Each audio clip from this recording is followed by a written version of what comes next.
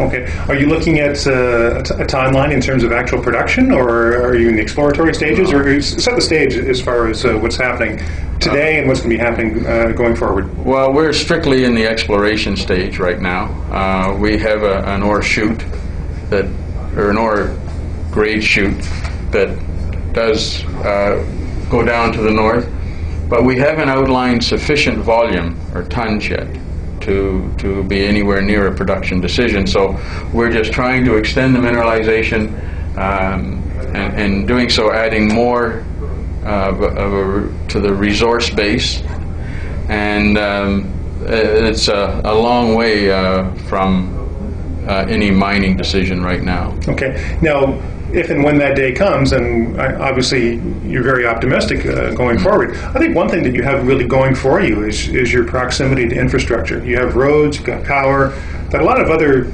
exploration companies really don't have.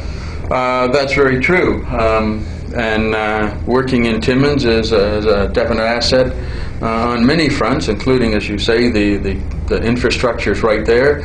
And more importantly, or just as importantly, is the attitude of the people. They are pro-mining people. We are sitting 200 meters offshore from a residential area, and nobody's complaining that there's a barge sitting out there with a drill on it.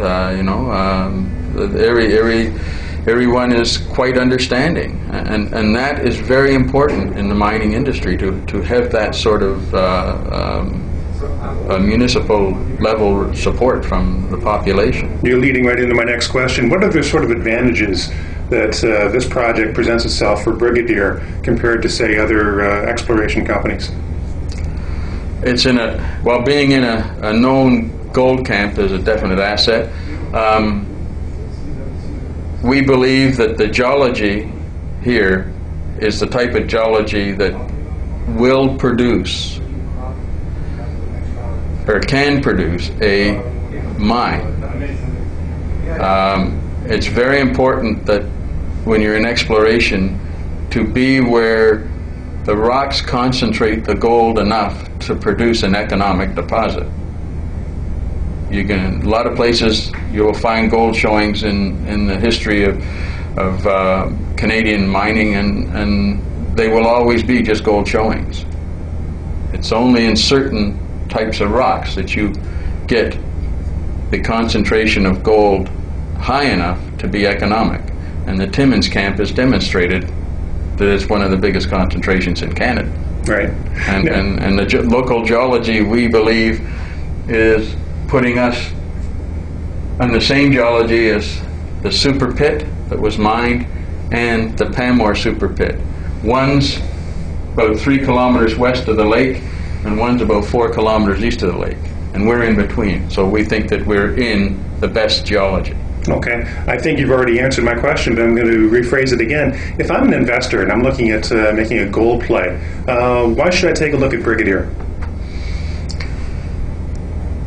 Brigadier is providing opportunities in known gold camps, camps with history, camps that are accessible.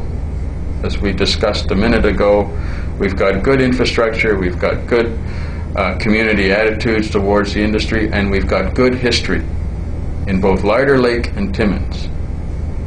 Both are mining camps, and we're just trying to expand on old known deposits that were underexplored in those camps.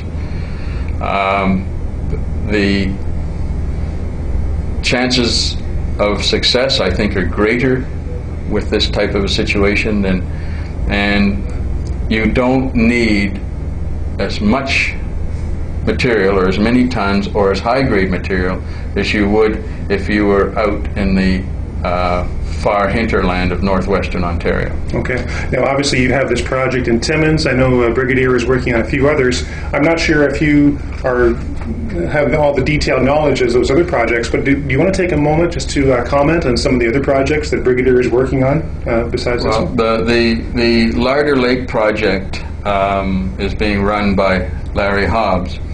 Larry Hobbs is an experienced geologist, about 7 or 8 years older than I am.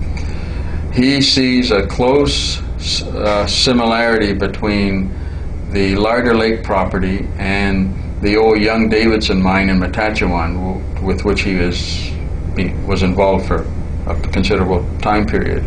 And he's using that knowledge to expand on the original Kokoto showing.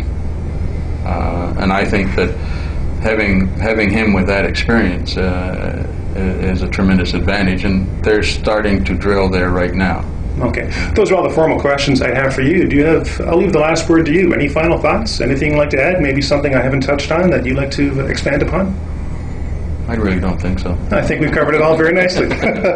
Well, on that note, Derek, I want to thank you very much for your time and telling us about some of the projects that Brigadier Gold is involved with. Well, thank you very much. Thank you for giving me the opportunity to put it on video. Okay. And for those watching, we thank you for your time and watching the very first ever AGORACOM CEO video interview. For AGORACOM Investor Relations, I'm Al O'Grady.